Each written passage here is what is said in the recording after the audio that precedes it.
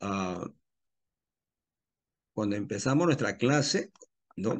Hicimos un recuento de cómo fue, digamos, en el siglo XI, X, IX, ¿no? El mapa de Europa era totalmente distinto a lo que hoy en día es el siglo XXI. Y también les había mencionado de que el Imperio Romano era tan extenso, tan grande, que se tuvo que dividir en dos, ¿no? Imperio Romano de, digamos, Occidente y de Oriente, ¿no? Pues bien, ya estamos en el siglo XVI y miren cómo ha cambiado, cómo se ha transformado, pero desde un punto de vista ya religioso, la reforma ha trastocado, ha transformado la geografía también, ¿no? Y es así que podemos mirar de color amarillo, están todos aquellos países, todas aquellas zonas, aquellos lugares donde el catolicismo estaba ahora dominando, ¿no? Anteriormente fue todo el Imperio Romano, ¿no? Pero ahora ya no. Siglo XVI ha menguado y encontramos ahí de color naranja los luteranos, ¿no? Aquellas zonas de Noruega, Suecia, también a la zona de Alemania principalmente, ahora son zonas luteranas. La reforma se ha expandido de Alemania a otras zonas, ¿no? Y luego también el calvinismo también se va a expandir. Tenemos una parte en Francia, está por Suiza, por Escocia, los Países Bajos, que de color rosado ustedes ven. Y luego también vemos que la reforma también tocó a la iglesia de Inglaterra, ¿verdad? Y conocemos como los anglicanos. Entonces, estaba así, los católicos, luego se produce la reforma y dentro de la reforma pues hay tres grupos fuertes, ¿no? Los luteranos, los calvinistas y los anglicanos. Y por otro lado también están los ortodoxos, ¿no? La Iglesia Católica Ortodoxa. Y también vemos ya ahí el Imperio Otomano y son los dominios del Islam. Entonces, Europa cambió, ¿no? Entonces, anteriormente era únicamente la Iglesia Católica Romana, por un lado, y por el otro la Iglesia Católica Ortodoxa, ¿no? Son prácticamente lo mismo, parecidos, pero en el fondo igual, ¿no? Pues bien, entonces el siglo XVI cambió y como veíamos la semana antepasada, que a partir de estos países se va a propagar tanto el catolicismo, digamos la reforma, ¿no? Lo que es el protestantismo a diferentes partes del mundo. Pues bien, entonces habíamos visto de que la reforma, habíamos visto y se inicia en Alemania, hablamos un poco en Francia, ¿no? Y, perdón, en Suiza, ¿no? Y ahora en Francia vamos a hablar un poco acerca del calvinismo, pero más conocido como los hugonotes. Y también habíamos hablado algo acerca de Escocia, ¿no? Con John Knox, ustedes han leído. Y es por eso de que ahora vamos a ver un pequeño video acerca de la vida de John Knox, su contribución, su aporte y también nos va a hacer conocer un poco de la situación de Escocia. Entonces, presten atención, hermanos, a ello. Una vez terminado el video, yo les voy a enviar un link para que ustedes respondan, ¿ya? Así que agarren su lápiz, su papel y ustedes apunten, ¿no? Generalmente las fechas a apuntar es un poquito pesado, pero presten atención en algunos detalles un poco, no es difícil, pero la intención es de que ustedes presten atención y que sea útil este video. Amén.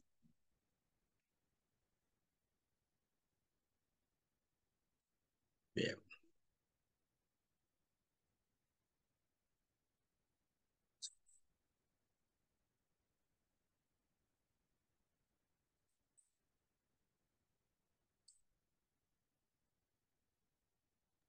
No se escucha, pastor, disculpe.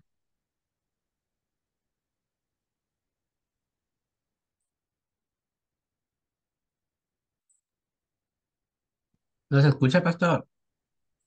Oh,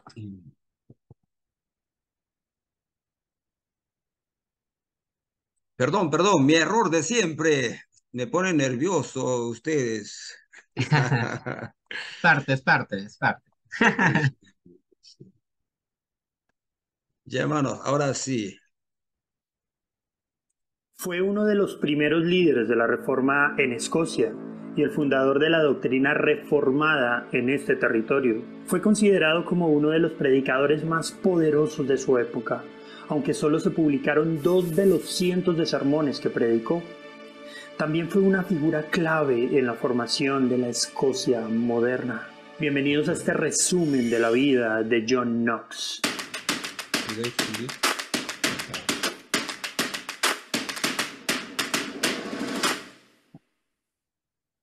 John Knox nació alrededor de 1514 en Haddington, un pequeño pueblo al sur de Edimburgo. Alrededor de 1529 ingresó en la Universidad de St. Andrews, aunque algunos consideran que fue a la Universidad de Glasgow, en donde estudió teología. Fue ordenado sacerdote en 1536, pero se convirtió en notario para luego ser tutor de los hijos de los Lairds, miembros de una nobleza escocesa de menor rango. Eventos dramáticos se desarrollaron en Escocia durante la juventud de Knox. Muchos estaban enojados con la Iglesia Católica Romana, que poseía más de la mitad de los bienes raíces y reunía un ingreso anual de casi 18 veces el de la corona. Los obispos y los sacerdotes solían tener sus puestos gracias a nombramientos políticos, y muchos nunca ocultaron sus vidas inmorales. El arribo de la Reforma. El constante tráfico marítimo entre Escocia y Europa permitió que la literatura luterana se introdujera de contrabando en el país. Las autoridades romanas se alarmaron por lo que consideraban como una herejía e intentaron reprimirla. Patrick Hamilton, un converso protestante abierto, fue quemado en la hoguera en 1528. A principios de la década de 1540, John Knox ya estaba bajo la influencia de los reformadores. Knox se convirtió en guardaespaldas del ardiente predicador protestante George Wishart, que predicaba por toda Escocia. Sin embargo, en 1546 las autoridades romanas hicieron arrestar, juzgar, estrangular y quemar a Wishart. En respuesta, un grupo de 16 nobles protestantes asesinaron al arzobispo David Beaton en el castillo de St. Andrews, quien presuntamente estuvo detrás de la muerte de George Wishart. El castillo en el que se dio el asesinato de Beaton fue inmediatamente asediado, pero tras darse cuenta de que sería imposible tomarlo, las tropas decidieron retirarse y los protestantes escoceses empezaron a ver a St. Andrews como un símbolo del protestantismo. Iniciando el ministerio. Durante un servicio protestante un domingo, el predicador John Rote habló sobre la elección de ministros y le pidió públicamente a Knox que asumiera el cargo de predicador. Cuando la congregación confirmó el llamado, Knox fue conmovido y rompió en llanto. Al principio se negó, pero finalmente se sometió a lo que sintió que era un llamado divino. Después de que Knox regresara a St. Andrews, su ministerio en esta ciudad fue interrumpido abruptamente. Los protestantes, incluidos Knox, pudieron mantener su baluarte en St. Andrews gracias a los momentos difíciles por los que pasaban tanto Francia como Inglaterra. Pero tan pronto como Francia se recuperó, le envió refuerzos a Escocia aún bajo el manto de la Iglesia de Roma. En 1547, después de que el castillo de St. Andrews había sido puesto nuevamente bajo asedio, finalmente capituló. Algunos de los ocupantes fueron encarcelados y otros, como Knox, fueron enviados a las galeras como esclavos. Predicador itinerante. 19 meses pasaron antes de que él y otros fueran liberados. Knox pasó los siguientes 5 años en Inglaterra y su reputación como predicador floreció rápidamente. Pero cuando el protestante Eduardo VI murió y su hermana, la católica María I de Inglaterra, ascendió al trono, Knox se vio obligado a huir a Francia. Una vez allí se dirigió a Ginebra, donde conoció a Juan Calvino. El reformador francés describió a Knox como un hermano, trabajando enérgicamente por la fe. Knox, por su parte, estaba tan impresionado con la Ginebra de Calvino que lo llamó la escuela más perfecta de Cristo que haya existido en la tierra desde los días de los apóstoles. Posteriormente, Knox viajó a Frankfurt, donde se unió a otros refugiados protestantes y rápidamente se vio envuelto en una controversia. Los protestantes no podían ponerse de acuerdo sobre una orden de adoración, controversia que se desarrolló en torno a cómo está regulado el culto, en base al tradicionalismo o en base a la palabra de Dios. Las discusiones se volvieron tan acaloradas que un grupo salió de la iglesia un domingo negándose a adorar en el mismo edificio que Knox. Avances en Escocia. De vuelta en Escocia, los protestantes estaban redoblando sus esfuerzos y se estaban formando congregaciones en todo el país. Un grupo que llegó a llamarse los Señores de la Congregación prometió hacer del protestantismo la fe oficial de Escocia. En 1555 invitaron a Knox a regresar para inspirar la tarea de reforma. Knox pasó 9 meses predicando extensa y persuasivamente en Escocia antes de verse obligado a regresar a Ginebra. Lejos de su tierra natal nuevamente, publicó algunos de sus tratados más controvertidos en los que atacó virulentamente a los líderes que permitieron el catolicismo en Inglaterra. Argumentó que una mujer gobernante era inapropiada para dirigir al país y motivó a la gente común a protestar contra los gobernantes injustos. Sus escritos en contra de las mujeres que en ese momento gobernaban Europa, María de Guisa en Escocia, María la Sanguinaria en Inglaterra y Catalina de Médicis en Francia, luego le trajo fuertes problemas en el futuro. Cuando el escrito se propagó, las reinas mencionadas estaban dejando sus coronas y las opiniones de Knox se empezaron a asociar con Elizabeth I y con María Estuardo, con quienes siempre tuvo una relación difícil. Knox regresó a Escocia en 1559 y nuevamente desplegó sus formidables habilidades de predicación para aumentar la militancia protestante. A los pocos días de su llegada, predicó un violento sermón en Perth contra la idolatría católica, causando disturbios. Los altares fueron demolidos y las imágenes de las iglesias destrozadas. Ministerio en su amada Escocia. Mientras tanto, los protestantes ocuparon militarmente más y más ciudades, por lo que finalmente, en el Tratado de Berwick en 1560, los ingleses y los franceses acordaron abandonar Escocia.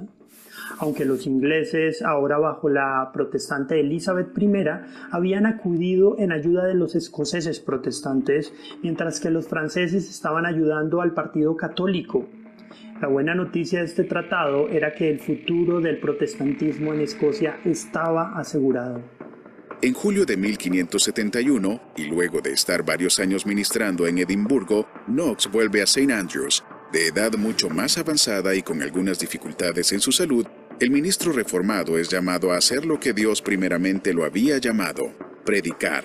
Es allí donde un joven estudiante, James Melville, nos cuenta lo que significa escuchar una predicación de Knox. Él escribió: de todos los beneficios de ese año, la venida del más notable profeta de nuestra nación, el señor John Knox, a St. Andrews ha sido la más grande. Le escuché enseñar ahí sobre la profecía de Daniel, ese verano y el invierno siguiente. Yo tenía mi pequeño cuaderno y mi pluma. Al abrir el texto, él fue moderado por el espacio de una media hora, pero cuando llegó a la aplicación, él me hizo estremecer y temblar, a tal punto que no podía sostener una pluma para escribir. Una disputa con los lores que habían apoyado el establecimiento del protestantismo en Escocia hizo que María Estuardo regresara a Inglaterra. La controversia tenía que ver principalmente con los recursos económicos que habían heredado de la Iglesia de Roma. Mientras que los lores querían enriquecerse con este dinero, Knox y los ministros querían que estos recursos fueran destinados para establecer un sistema de educación universal, para ayudar a los pobres y para sostener la iglesia. Asegurando la doctrina. El Parlamento ordenó a Knox y a 5 colegas que escribieran una confesión de fe, el primer libro de disciplina y el libro de orden común, todo lo cual desembocó en que la fe protestante de Escocia sería en adelante calvinista y presbiteriana. Knox terminó sus años como predicador de la iglesia de Edimburgo, ayudando a dar forma al desarrollo del protestantismo en Escocia. Durante este tiempo, escribió su historia de la reforma de la religión en Escocia. John Knox murió en Edimburgo en 1572 y fue enterrado al lado de la Catedral de St. Giles, donde actualmente funciona un estacionamiento de vehículos. El legado de John Knox. Knox era claramente un hombre de gran coraje. Un hombre parado frente a la tumba abierta de Knox dijo: «Aquí yace un hombre que no halagó ni temió a ninguna carne». El legado de Knox es grande. Su progenie espiritual incluye a aproximadamente 750,000 presbiterianos en Escocia, 3 millones en los Estados Unidos y muchos millones más en todo el mundo. Sin embargo, sus hijos espirituales no incluyen solamente a presbiterianos alrededor del mundo, sino también a distintas denominaciones reformadas y evangélicas. Charles Spurgeon dijo un día sobre John Knox: «El evangelio de Knox es mi evangelio. Lo que tronaba a través de Escocia debe tronar nuevamente en Inglaterra». ¿Y tú? ¿Qué piensas? ¿Cómo puedes ser valiente para desafiar el status quo y predicar con pasión el verdadero evangelio?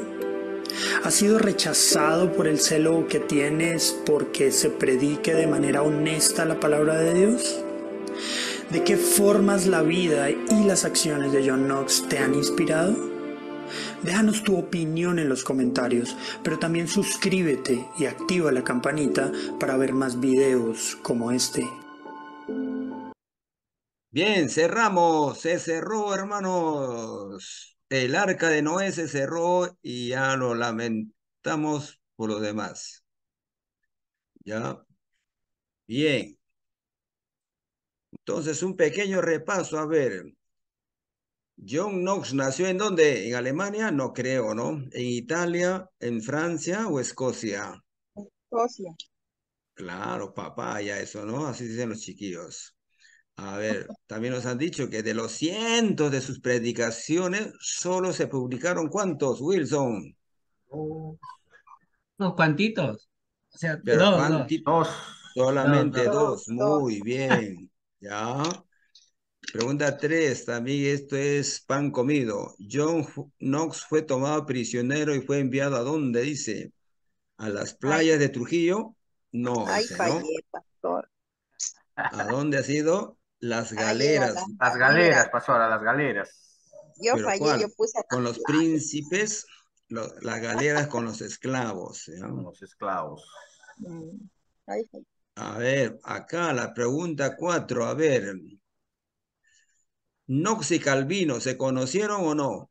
Sí, se conocieron. Sí, Muy conocí. bien, entonces es falso ahí, ¿no? Ajá. No fue un predicador itinerante. Sí, pastor, fue un predicador Sí, Sí, ¿no itinerante. es cierto? Muy bien. La fe protestante en Escocia es calvinista y presbiteriana. Verdadero.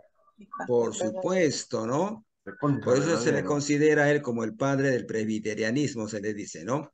Los hijos espirituales de Knox son únicamente de la iglesia presbiteriana. ¿Verdadero o falso? Falso. Falso, pastor. Falso, ¿no? Ahí el video hemos visto de que no solamente de ellos. Muy bien. Ah, Vamos a continuar yo fallé. entonces con... Ya viene el otro pasito, ¿ya? Entonces vamos a continuar. Fue uno de los primeros líderes de la... Fue uno de los Bien. Habíamos visto nosotros de que la reforma llegó también a Francia, ¿no? Y acá se produjeron algunos disturbios, unas situaciones bien difíciles, ¿ya? Entonces presten atención también al video, que luego vienen unas preguntas acerca de lo que hemos visto. Y va a ser de la noche de San Bartolomé, ¿no? Una matanza que ha conmocionado al mundo a pesar de que ha pasado el tiempo, y cómo el Papa y el Rey brindaron, se alegraron por las muertes, no solamente de personas adultas como hombres o mujeres, sino también murieron niños. ¿Ya? Entonces presten atención a este siguiente video. Este evento desató una explosión de odio y violencia contra los protestantes en Francia. Los sucesos que se convirtieron en masacres significarían la muerte del sueño protestante en el territorio francés. Pero, ¿qué provocó esta matanza y por qué es considerada como uno de los eventos más tristes de los tiempos de la expansión de la Reforma? Bienvenidos a este resumen de los sucesos de la masacre del día de San Bartolomé.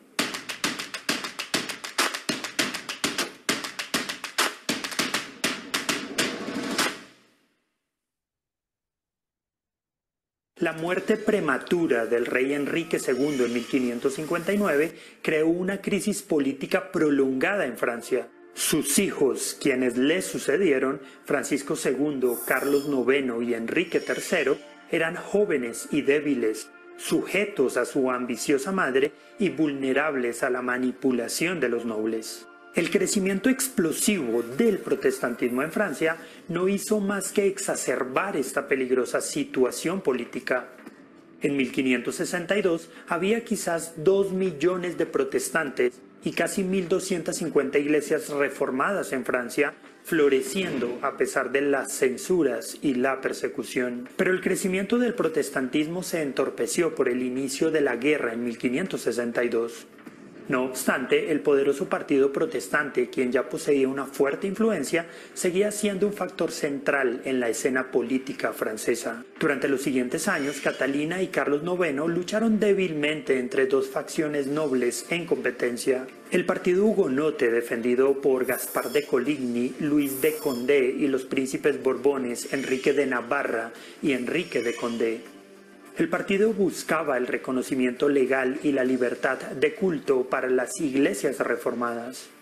La facción católica, dirigida por la familia Guisa, defendía la tradición francesa de un rey, una fe y una ley, y exigía el exterminio de lo que denominaban la herejía protestante. La violencia radicalizó las posiciones y alimentó los resentimientos.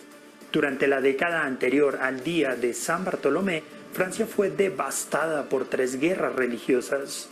La primera guerra de religión comenzó en 1562, poco después de que Francisco, duque de Guisa, y sus soldados mataran a unos 60 protestantes. La guerra terminó un año después en un punto muerto militar, cuando el propio Francisco cayó a manos de un asesino.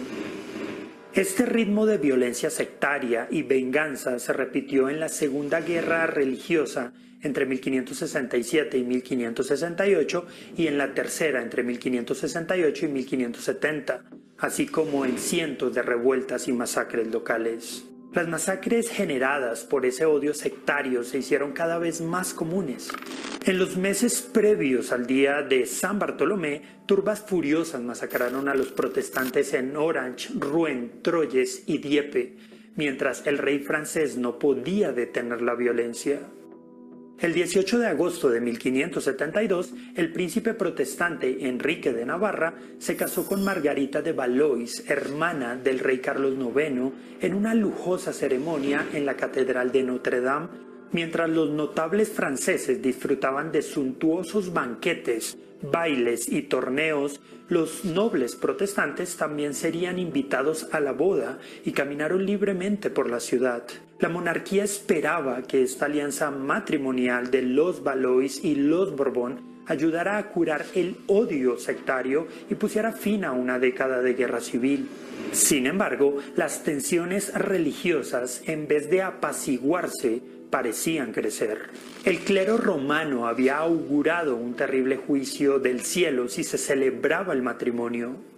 Pero también había implicaciones políticas, ya que parecía que Carlos ahora respaldaba el plan de Coligny de exportar las guerras religiosas francesas a los Países Bajos, enviando una fuerza contra los ejércitos españoles que atacaban a los protestantes holandeses en la frontera norte de Francia.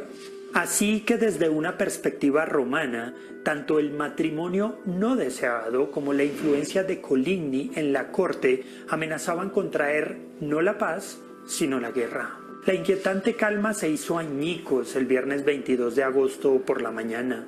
Un asesino disparó 2 tiros desde una ventana, hiriendo al almirante Coligny cuando éste regresaba de una reunión con el rey. Los compañeros del almirante lo llevaron rápidamente a la seguridad de su alojamiento, donde pronto se le unieron otros líderes hugonotes. El rey y su consejero visitaron al almirante por la tarde. No obstante, Coligny y su compañía encontraron poco consuelo en las repetidas promesas de Carlos IX de encontrar y castigar al atacante. Los rumores sobre el intento de asesinato se extendieron rápidamente por las calles de París, profundizando el clima de sospecha, miedo y odio. Algunos acusan a Catalina de Médicis de ser la autora del atentado. Argumenta que la reina madre envidiaba la influencia del almirante sobre su hijo Carlos. Otros deducen que el atacante actuó solo o que fue contratado por los españoles. Sin embargo, lo más probable es que el asesinato fue liderado por uno o más miembros de la familia Guisa, buscando satisfacer la venganza de larga data contra Coligny. Independientemente del motivo, el ataque fue la mecha que detonó la masacre general 2 días después. En una sesión de emergencia del Consejo Real el 23 de agosto por la noche, el rey, su hermano Enrique, el duque de Anjou, Catalina y otros consejeros al parecer concluyeron que los líderes hugonotes debían ser asesinados. Esa misma noche el rey ordenó al alcalde cerrar las puertas de la ciudad, encadenar botes en el Sena y movilizar a la milicia. Antes del amanecer, los soldados bajo el mando de Enrique, duque de Guisa, habían vencido la resistencia y asesinado al almirante y líder hugonote Gaspar de Coligny en su dormitorio. Arrojaron el cuerpo por la ventana, donde más tarde multitudes enfurecidas lo mutilaron, le cortaron la cabeza y las manos y lo arrastraron por las calles de París. Después de asesinar a Coligny, la Guardia Real se volvió contra otros líderes hugonotes. Algunos fueron ejecutados mientras dormían, a otros les dispararon cuando intentaban huir, algunos murieron espada en mano. Los príncipes Borbones de Navarra y Condé fueron arrestados mientras 30 de sus compañeros fueron asesinados a sangre fría. Al amanecer, la milicia de la ciudad y los extremistas católicos habían iniciado un prolongado desenfreno de asesinatos y saqueos. Las turbas atacaron a los protestantes en sus hogares, masacrando indiscriminadamente a hombres, mujeres y niños. Las víctimas fueron apuñaladas, disparadas o golpeadas hasta la muerte. Sus cuerpos ensangrentados a menudo eran desmembrados, arrastrados por las calles y arrojados al Sena. Bandas de vigilantes buscaban a presuntos protestantes y saqueaban sus casas y tiendas. A pesar de las súplicas reales de calma, la violencia continuó en París durante casi una semana y pronto se extendió a otras ciudades del reino. En Orleans las masacres comenzaron el 26 de agosto, en Lyon el 29 de agosto y luego en Rouen, Saumur, Bourges, Meaux, Burdeos y Toulouse. Los hugonotes fueron encarcelados, golpeados y masacrados. Muchos de ellos a espada, estrangulamiento o ahogamiento. Algunos testigos afirmaron que varios ríos de Francia fluían rojos, con varios miles de cadáveres mutilados. El clima estaba tan enardecido que la violencia se extendió hasta el mes de octubre. Se cree que en estos terribles días unos 3.000 hugonotes fueron asesinados en París y quizás otros 8.000 en otras ciudades provinciales. Muchos protestantes lograron escapar. Algunos encontraron refugio en las fortalezas hugonotes de Saint-Cerre y La Rochelle. Otros miles huyeron del reino con destino a Ginebra, Basilea, Estrasburgo o Londres. En los meses posteriores, miles de protestantes se retractaron de su fe. Para algunos se trataba de un compromiso temporal, arrancado mediante tortura o peligro de muerte. Para otros fue una decisión abandonar una causa religiosa que ahora parecía desesperada.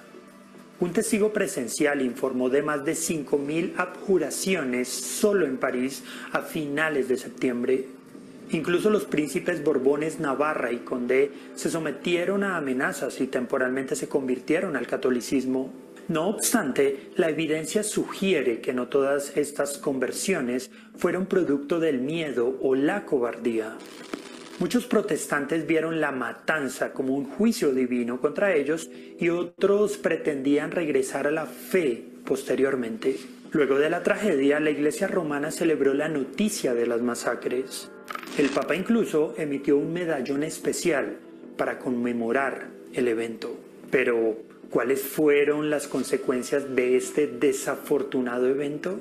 El día de San Bartolomé alteró dramáticamente el panorama político y religioso de Francia.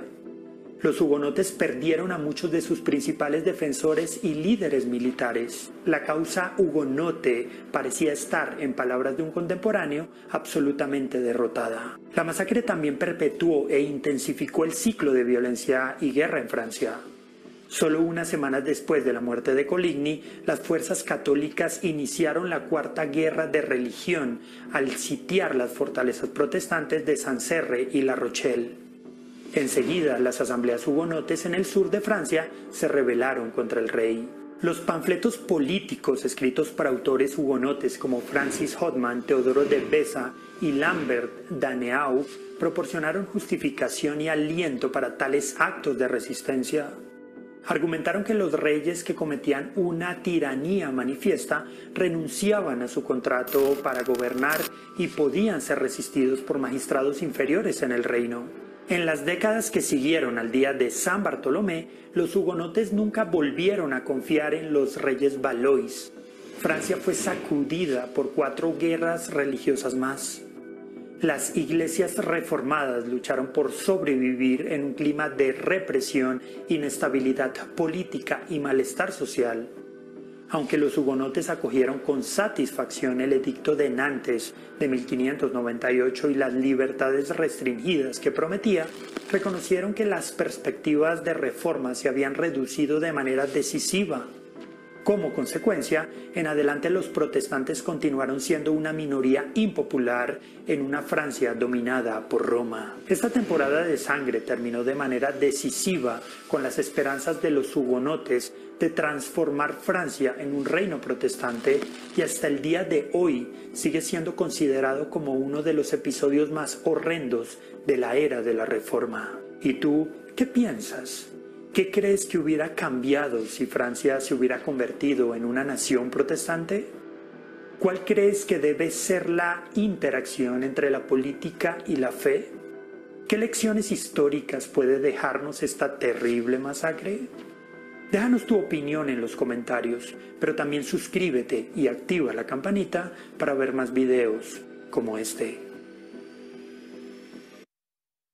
Bien, hermanos, ¿no?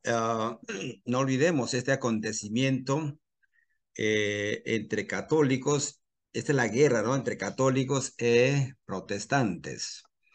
Y fue violento esta acción, y de tal manera que no se pudo o se impidió de que llegara la reforma a Francia, ¿no? Pues bien, ahora vamos a tomar un pasito de lo que ustedes han escuchado y seguramente que ya han mejorado ahora. Será mejor su respuesta. ¿Está bien? Vamos a ver entonces.